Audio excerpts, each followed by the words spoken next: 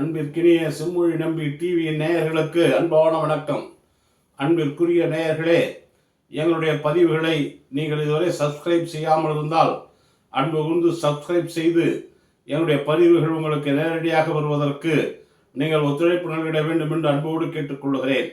அன்பிற்குரிய நேயர்களே, இன்றைக்கு நீங்கள் பார்ப்பீர்கள் என்று சொன்னால் அரசியலிலே ஒரு மாய்மால வித்தைகளை இன்றைக்கு எதிர்கட்சியை சார்ந்தவர்கள் நடத்தி கொண்டிருக்கிறார்கள்.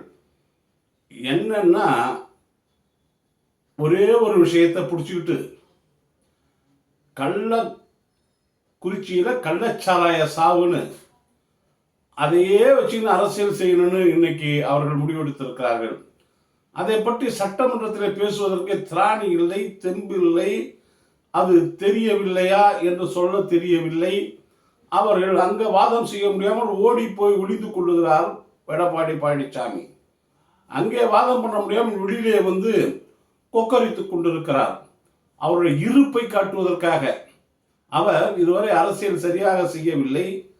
அவர் இன்றைக்கு ஒட்டுமொத்தமாக தமிழ் மக்களுடைய எதிரியாக இருந்து கொண்டிருக்கிறார் எடப்பாடி அவர்கள். இன்றைக்கு அந்த கட்சி இருக்கிறதா இல்லையா என்றே தெரியவில்லை. அதிமுக என்ற ஒரு கட்சி இருக்கிறதா என்பதே தெரியவில்லை. ஆகவே அந்த கட்சியுடைய இருப்பை காட்டுவதற்காக இன்றைக்கு இவர் எப்படிப்பட்ட போராட்டங்களை செய்து கொண்டிருக்கிறார். அவர் ராஜரத்னம் மைதானத்திற்கு அருகிலே உண்ணாவிரதம் இருக்கிறேன் என்று உண்ணாவிரதம் இருந்தார். உண்ணாவிரதம் இருந்து அது ஒரு பெரிய அரசியல் நினைச்சுக்கிட்டு அவர் செஞ்சுக்கிட்டு இருந்தார்.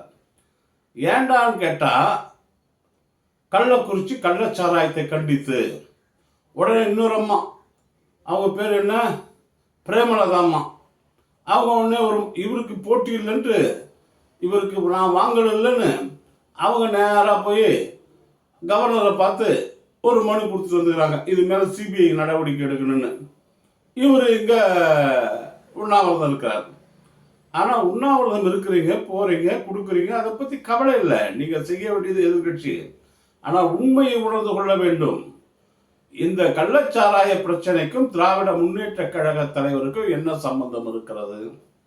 இந்த கள்ளச்சாராய பிரச்சனை இன்றைக்கு நேற்று இருக்கிறதா?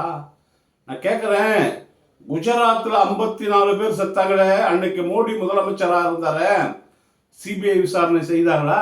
சொல்லுங்க. உத்தரப்பிரதேசத்தில் கள்ளச்சாராய சாவு நடந்தது, அப்போ சிபிஐ விசாரணை பண்ணாங்களா? அதே போல உத்தரகாண்ட்ல நடந்தது, அப்போ சிபிஐசி விசாரணை பண்ணாங்களா? அதே போல வந்து பாட்னாவில் நடைபெற்றத சிபிஐ போலீஸ் வந்து விசாரணை பண்ணாங்களா? கேட்குற சொல்லுங்க. எங்கேயுமே பண்ணல. அதே போல கர்நாடகத்தில் நடந்தது, அங்க பண்ணாங்களா? இல்லையே. பாண்டிச்சேரியில் நடந்தது, அங்க பண்ணாங்களா? இல்லையே. ஏன் ஜெயலலிதா ஆட்சியில நம்ம பன்ருட்டில 53 பேர் கள்ளச்சாராய சாவு நடந்தது, அப்போ ஜெயலலிதா எடுத்து சிபிஐ வந்துதா? பழனிசாமி அவர்களே பதில் சொல்லுங்க. ஜெயலலிதாவை எதிர்த்து சிபிஐ போட்டாங்களா? சொல்லுங்க.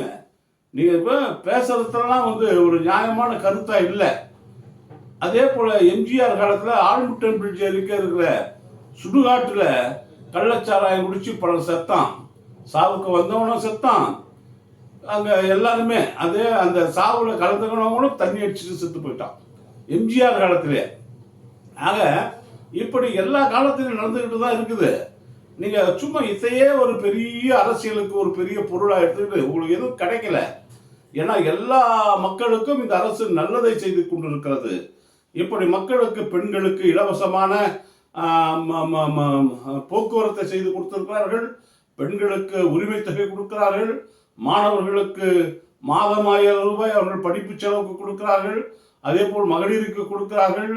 இளம் சிறார்களுக்கு காலை வேளை உணவு கொடுக்கிறார்கள்.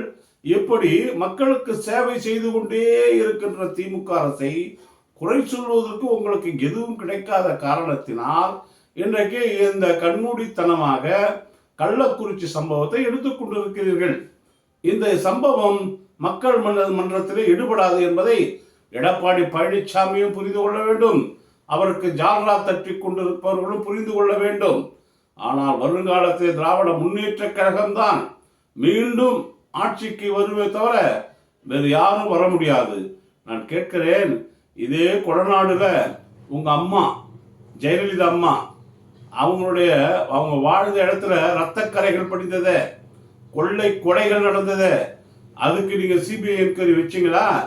அதுக்கு சிபிஐ என்கொயரி வைங்கன்னா வைக்கலையே நீங்க. அப்போ நீங்க மட்டும் வைக்க மாட்டீங்க, நீங்க மட்டும் கேட்க மாட்டீங்க, எங்களுக்கு வைக்க சொல்லுவீங்களா? என்ன முறை அது?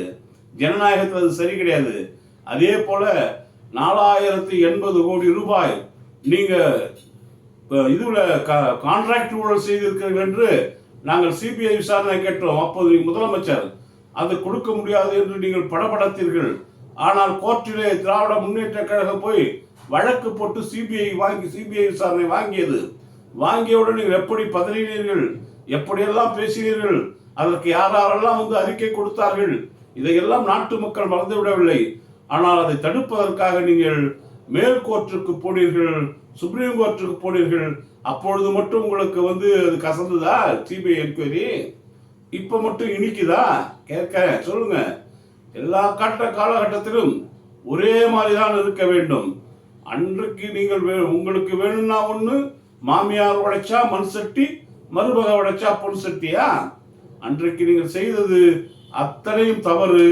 ஆனால் இன்றைக்கு நீங்கள் செய்வது இதுவும் தவறு. எப்பயுமே ஒரு சிபிஐ என்கொயரிக்கு வரணும்னா அங்க ஸ்டேட் கவர்மெண்ட், மாநில சர்க்கார் அனுமதி கொடுத்தால்தான், அவர்கள் கூப்பிட்டு விசாரணை செய்யுங்கள் என்றால்தான் சிபிஐ விசாரிக்க செய்ய முடியும். இது சட்டம் ஜனநாயகத்திலே. இது யூனியன் டெரிட்டரியாக இருந்தால் சிபிஐ விசாரிக்கலாம். ஆனால் ஒரு மாநிலத்துக்குள் சிபிஐ வர வேண்டும் என்று சொன்னால் மாநில அரசு அவர்களை அழைத்தால்தான் வர முடியும்.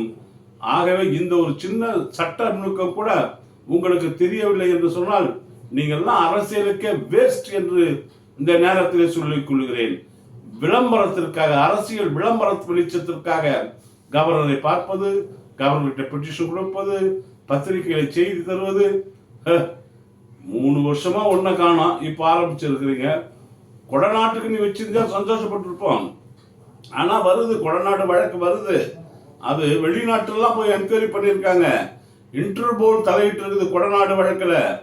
வரப்போகுது விசாரணை. அப்பொழுது பார்ப்போம் எடப்பாடி அவர்களே என்று சொல்லி, அருமைக்குரிய நேயர்களே, நம்முடைய செம்மொழி நம்பி டிவியை அன்போடு சப்ஸ்கிரைப் செய்யும்படி அன்போடு கேட்டுக்கொள்கிறேன். நன்றி, வணக்கம்.